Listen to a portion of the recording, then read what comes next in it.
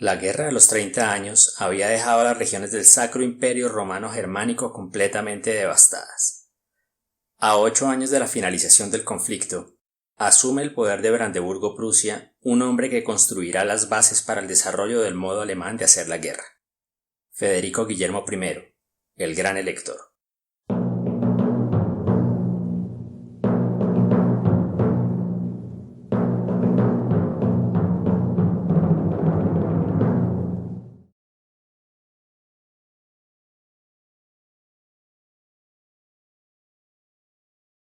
Durante la Guerra de los 30 años, las tierras alemanas se convirtieron en el epicentro de una catástrofe europea de una inmensa magnitud.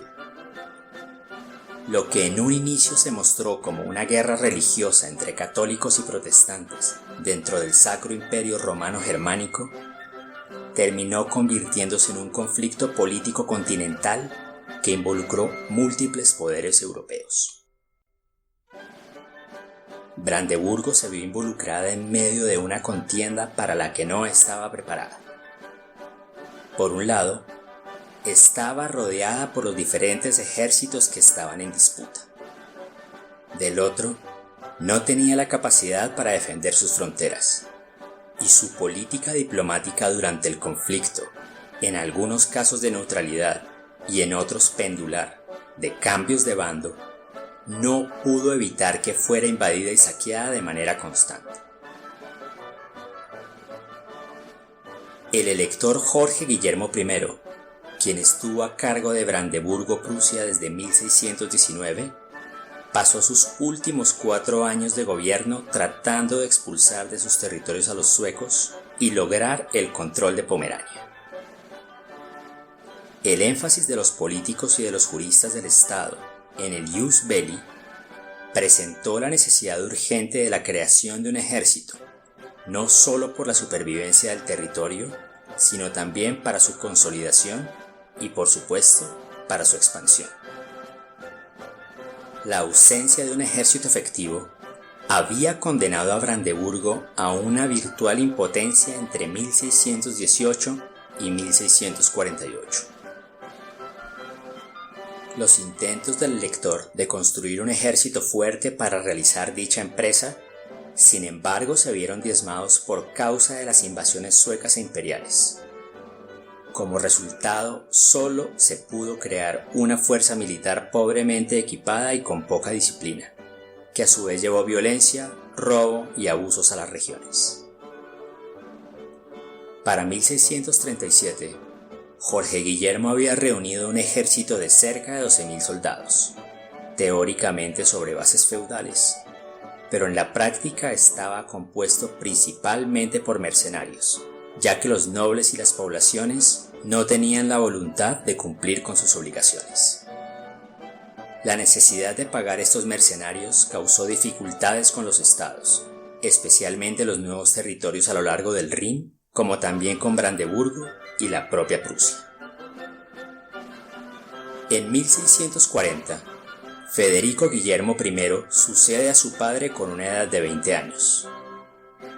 Desde los 14 años, el nuevo joven elector había vivido en la República Neerlandesa, en donde recibió instrucción de maestros en leyes, historia y política en la Universidad de Leiden.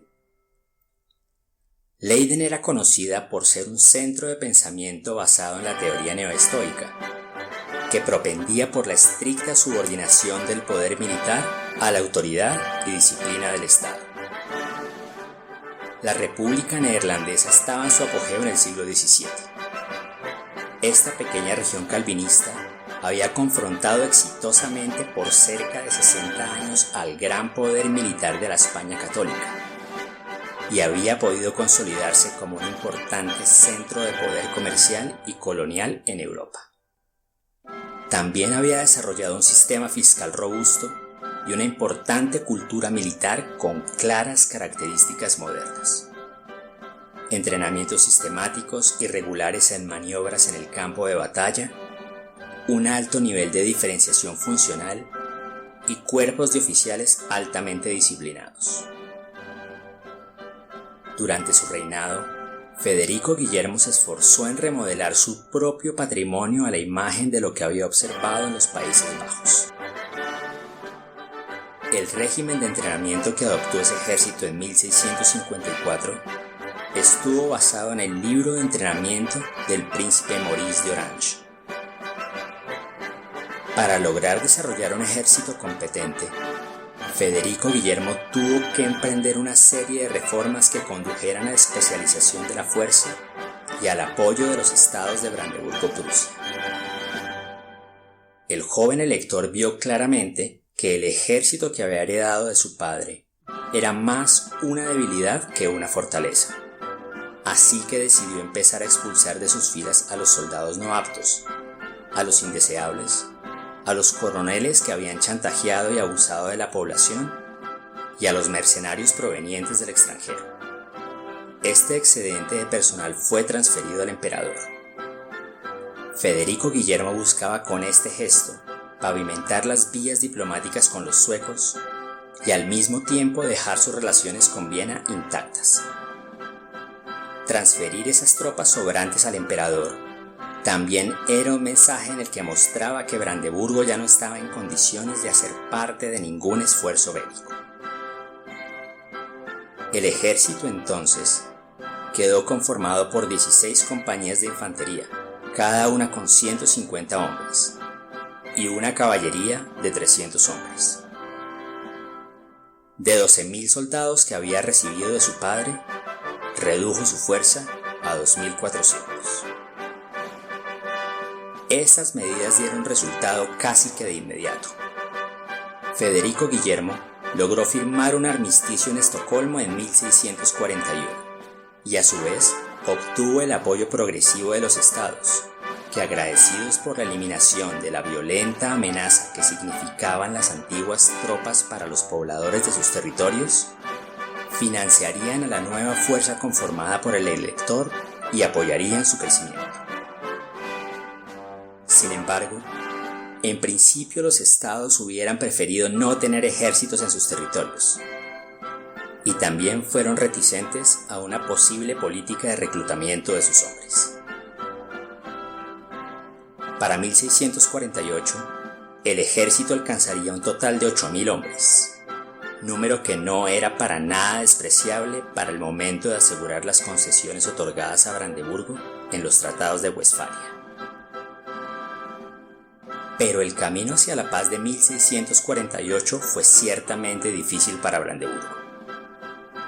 A pesar de haber firmado el armisticio en 1641, en el que se prohibía el tránsito a las tropas imperialistas, los suecos habían ocupado partes estratégicas de la región. Tanto los suecos como el emperador aprovecharon la neutralidad no armada de Federico Guillermo para seguir arrasando con el Estado. Para el inicio de las conversaciones de paz en Münster y Osnabrück en 1644, Brandeburgo no tenía la suficiente fuerza militar para involucrarse en las conversaciones. La presencia sueca hizo casi que imposible el incremento del cuerpo armado. Algunos esfuerzos pequeños pudieron hacerse en ciertas regiones de Westfalia y del Rin que ya habían desocupado los suecos, los hessianos, los holandeses y las tropas imperiales. A pesar de todo, Brandeburgo logró llegar con grandes ventajas a la firma de los tratados de paz de 1648. Ciertamente, la formación de este nuevo ejército era una muestra del inicio de un proceso de la reorganización política y diplomática que más tarde conduciría a la recuperación de la maltrecha Brandeburgo. Sin embargo, el ejército fue solo una parte del proceso de recuperación y expansión de Brandeburgo. Incluso antes de la formación de este ejército, Federico Guillermo había logrado asegurar significativas ganancias territoriales a través del uso de la diplomacia. Fue únicamente gracias a los franceses que Brandeburgo logró surgir fortalecido de la paz de Westfalia. Los franceses, que estaban buscando un estado cliente alemán que le ayudara contra Austria, colaboraron con Federico Guillermo para desechar un tratado de compromiso que había firmado con Suecia, que era aliado francés, por lo que recibió la parte este de Pomerania.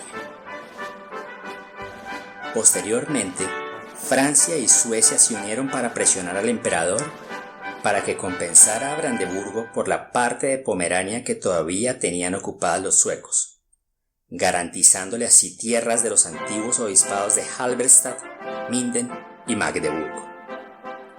Estas fueron las mayores adquisiciones territoriales de Federico Guillermo durante su mandato. Estos nuevos territorios no solo le ofrecieron expansión territorial, también significaron una nueva fuente de recursos para sus arcas y de soldados para sus filas. Por primera vez en su historia, Brandeburgo era más grande que su vecino Sajonia. Ahora el segundo territorio alemán en extensión después de la monarquía de los Habsburgo. Y todo esto fue logrado sin disparar un solo mosquete, en el tiempo en el que el pequeño ejército de Brandeburgo todavía contaba poco.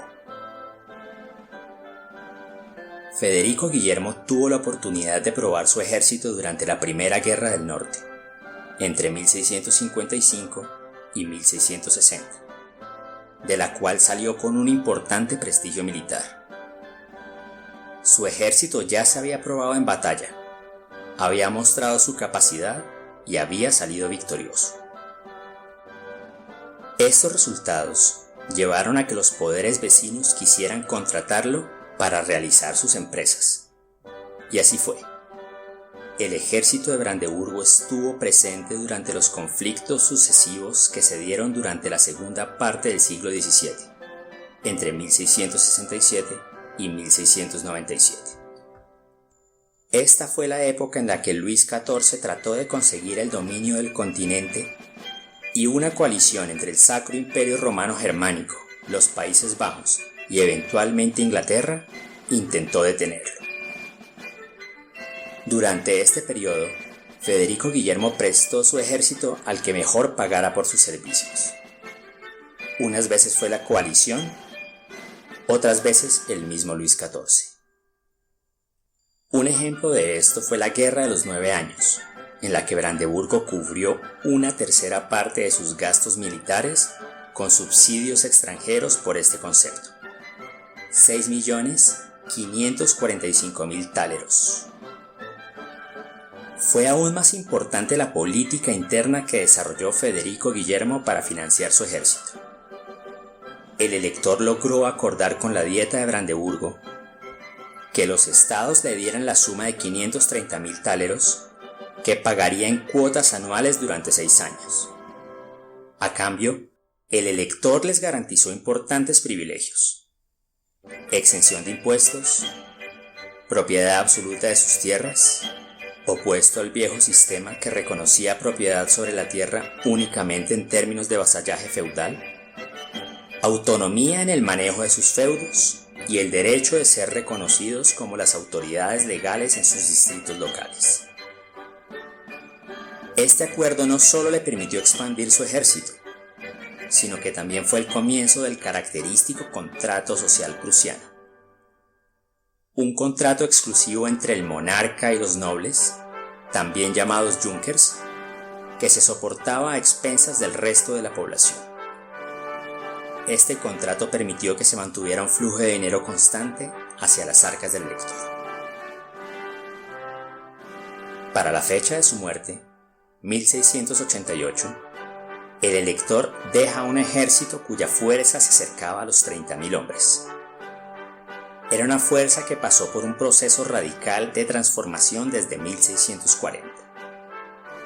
El viejo sistema de mercenarios, en el que se contrataba al coronel para que proveyera al mandatario con regimientos de un tamaño específico, pero que no trajeran problemas a la administración y al comando de sus tropas, fue gradualmente transformándose durante el reinado del gran elector. Los primeros pasos que se tomaron estuvieron dirigidos hacia la creación de un sistema moderno de centralización administrativa del ejército.